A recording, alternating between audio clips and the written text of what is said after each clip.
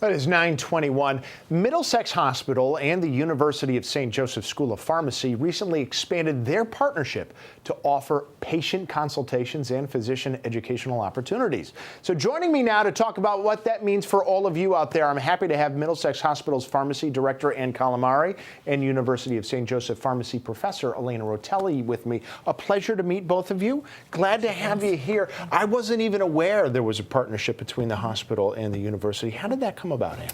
In 2011, the Department of Pharmacy at Middlesex Hospital entered a relationship in which pharmacy students from the University of St. Joe's would come to Middlesex Hospital for a roughly six-week rotation and learn more about the hospital pharmacy practice. Yes.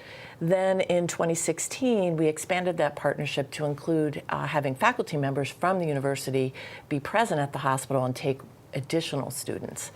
In 2017, we added an ambulatory care rotation, which ALAINA can speak to. Oh, yeah, and please do. It sounds like this partnership is developing, it's growing. That's got to be great for the students. Yes, for sure. The students have the opportunity to spend time with me in the outpatient setting at the Middlesex Hospital primary care offices in Cromwell and Westbrook and get an experience in the real world. All right. Now, and how is this going to benefit the patients, people out there who are watching? Of course, we always want to put that in terms for them. They can, I imagine, go to a CVS or a Walgreens and just talk to a pharmacist there. But you were telling me before, this is going to differ somewhat. Yeah, this is an opportunity for patients to speak with pharmacists in a more private setting.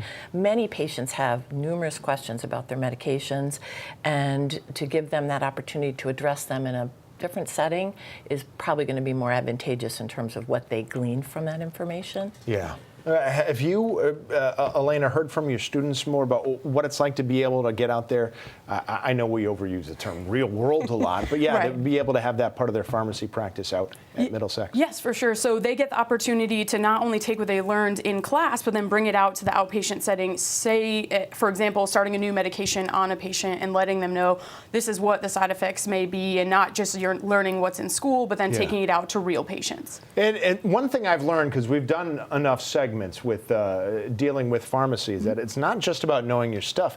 It's about interacting with people. It's understanding what they need to know. Talk to me a little bit about the importance of that. And I think a lot of patients are afraid to ask those questions. They don't know why they're on a particular medication, so that's where I come into play. They can feel free to ask whatever questions they have about something and understand this is why I'm taking this medication, and this is why it's important for me to do this and continue and advocate for my own health. How's this going to help the other physicians there at Middlesex Hospital?